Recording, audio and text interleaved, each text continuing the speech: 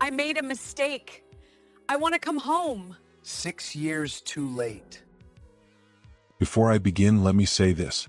If you're here expecting gossip or shock value, this isn't that kind of story. This is quieter, heavier, and it lingers long after it's told. Welcome and thank you for taking a moment to listen, because some stories don't ask to be heard, they wait until you're ready. This isn't about something happening to me right now. It's about something that happened 6 years ago. Something I was convinced I'd buried for good. Today I'm 41, I'm married, I have a beautiful wife and a gorgeous little daughter who's about to turn 1. On the surface, my life is calm, stable, and full in ways I once believed were impossible. But peace has a strange habit of sitting on top of old ghosts. 6 years ago, my life looked nothing like this. And this story begins there. In my early 30s, in my first marriage, with my first wife, Emily. I was 29 when I met her. She was 23. We met at a party and there was no slow burn, no hesitation. We clicked instantly. She was just starting out as a fashion designer, bursting with ambition and big dreams. At the same time, I was launching my own company after 5 years in software. I wasn't rich, not even close, but my business was stable enough to give us a comfortable life. A few months into dating, Emily moved into my apartment. I'd been living alone and suddenly the place felt alive, full of noise, energy, movement, and I'll be honest, the biggest reasons I fell for her were her personality and her looks. She was outgoing, confident, striking. The kind of woman who turned heads without trying.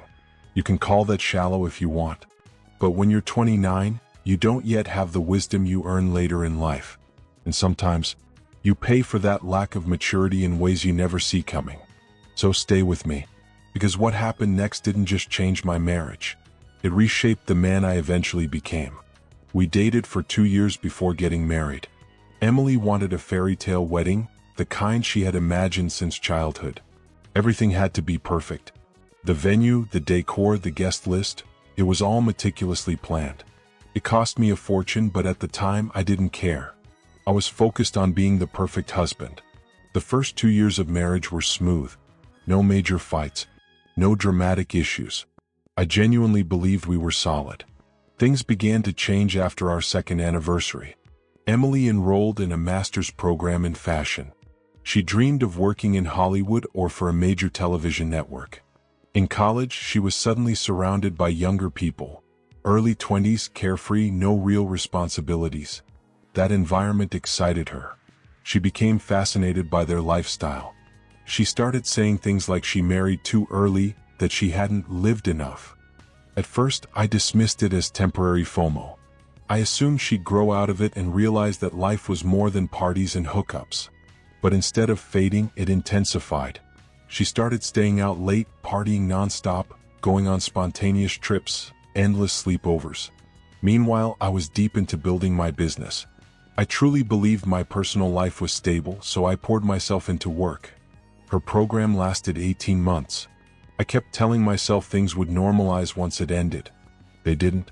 Even after graduating, she continued that lifestyle. Around the same time, my business hit a rough patch. I went into serious debt.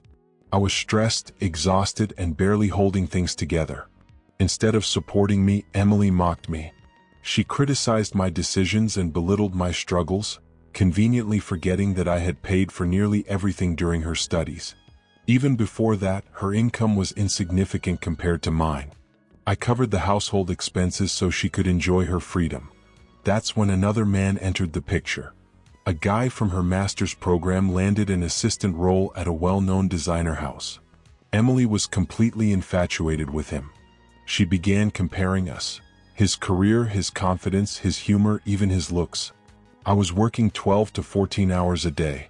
I neglected my health, yes, and I don't recommend that to anyone. I wasn't ripped or glamorous, but I wasn't unhealthy either. Still, my exhaustion bored her. He, on the other hand, had time. He was young, energetic, and available. One day I came home and found a note on the refrigerator. It said she couldn't face me, that she didn't love me anymore, that she was moving to LA with Leo, the man who made her laugh and feel alive. She told me not to call. She was gone. My world collapsed. But here's something life teaches you. Even the worst pain eventually passes. I buried myself in work to survive the heartbreak. Ironically, that period of relentless focus is what caused my business to finally take off. What felt like destruction turned out to be a turning point. 2 years later, I met Sophie at a business meeting. We became friends, then partners, and eventually husband and wife. We now have a beautiful 10-month-old daughter.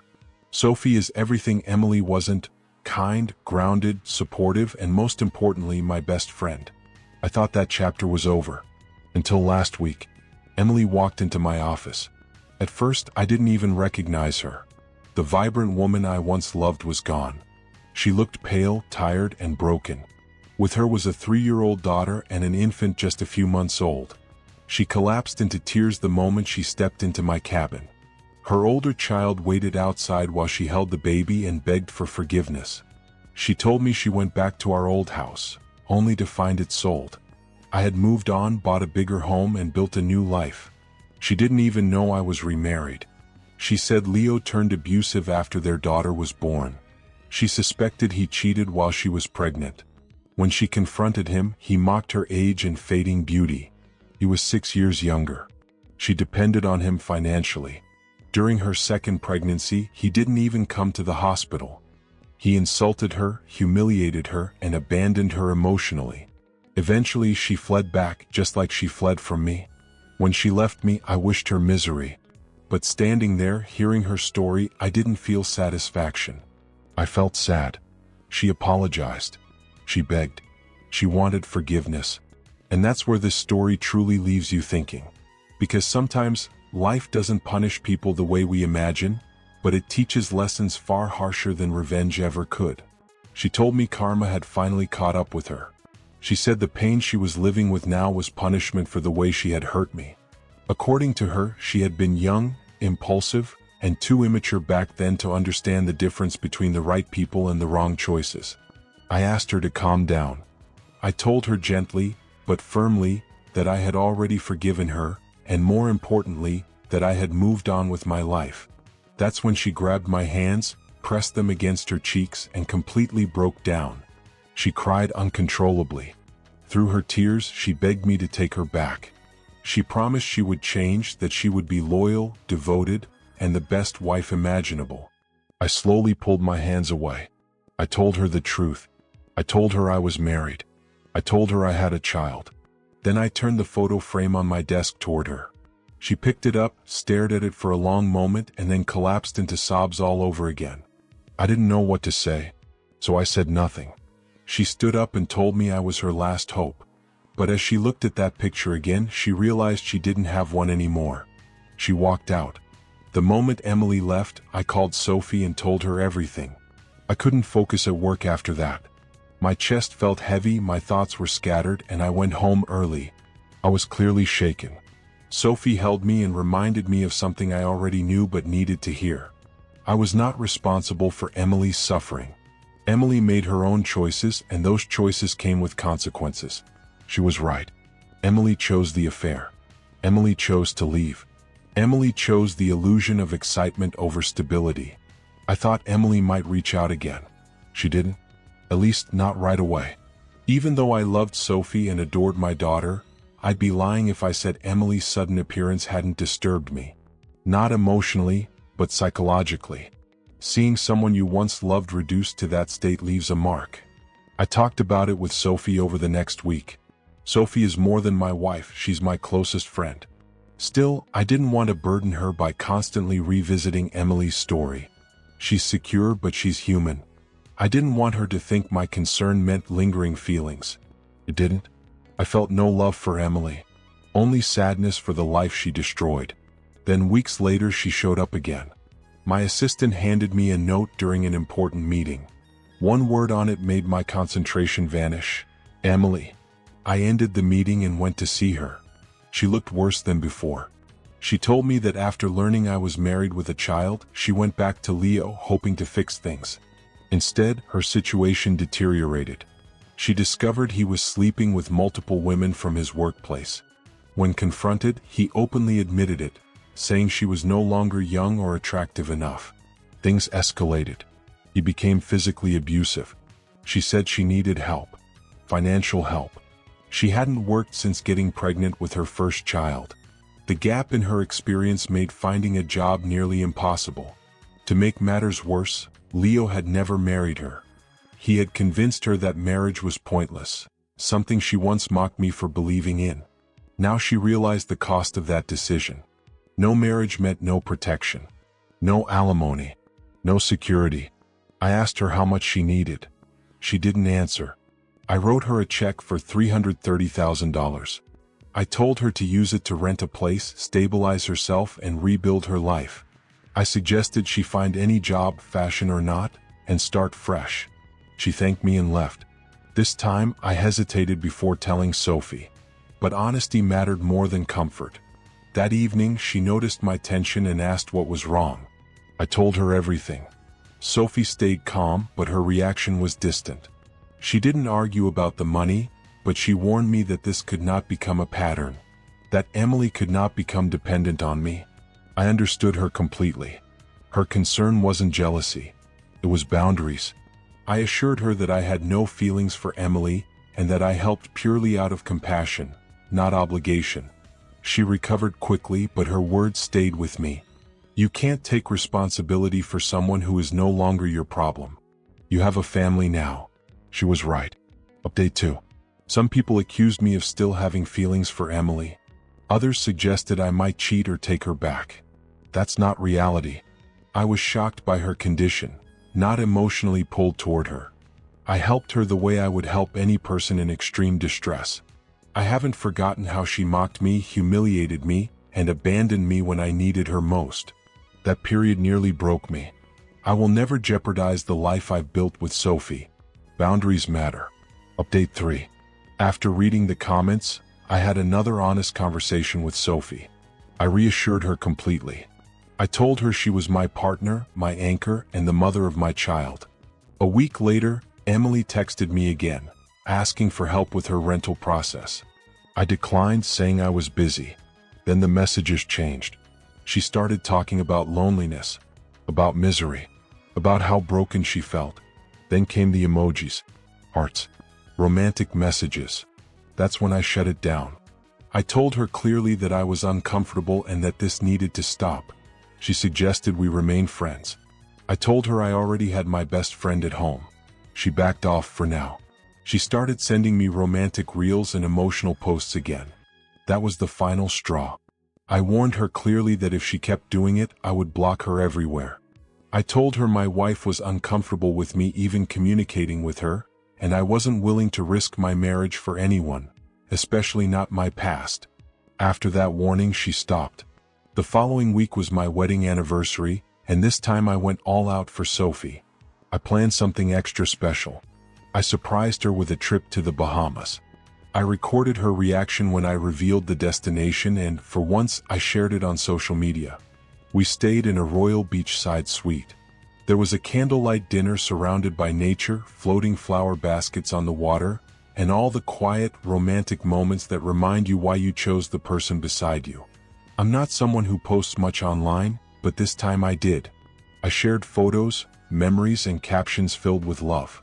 Yes, part of me wanted Emily to see it.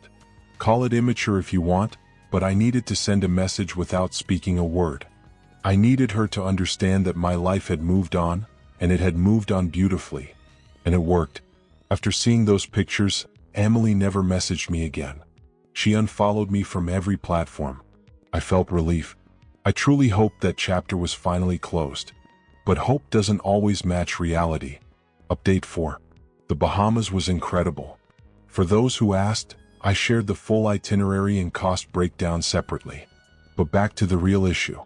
I assumed Emily had finally taken the hint. I was wrong. A few days later, she showed up at my office again. This time I made her wait. Previously, I had met her immediately, and in hindsight that probably sent the wrong signal. When I finally saw her, I stayed distant and businesslike. She went straight into tears.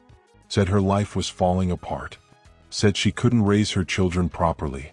I stopped her mid-sentence and told her to get to the point. I didn't have time for dramatics. Her expression changed instantly. She didn't like the tone. Then came the real reason she was there. Money. Not a request. A demand. She said she needed at least $100,000 for a house. Even though I earn well, that kind of money is still significant. I told her plainly that I couldn't do that. Then she lowered the number to 60 or 70,000, saying it was for housing, utilities, and school admissions for her kids. That's when it clicked. This wasn't desperation anymore. This was entitlement. I told her I sympathized with her situation, but sympathy doesn't mean obligation.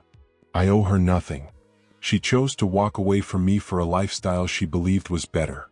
I reminded her that the money I had given before was an act of charity, nothing more. That word hit her hard. She started crying again. But this time I felt nothing. She reached for my hand and asked if I really meant it. I pulled away and told her I meant every word. I told her not to touch me again. I made it clear that I loved only Sophie and my daughter. Then I finally said everything I had buried for years. I told her the truth. She chose excitement over loyalty.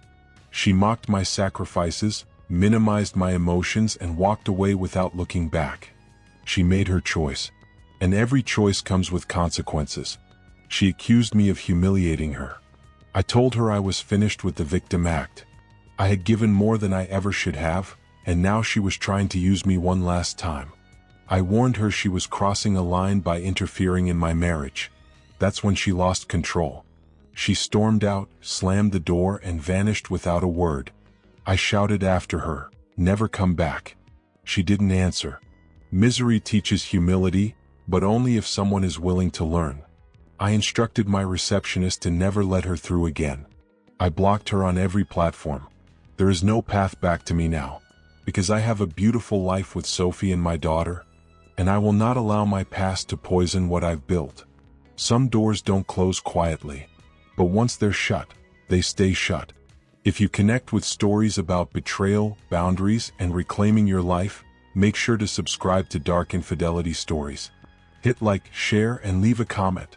Your support helps keep these real stories from being buried in silence.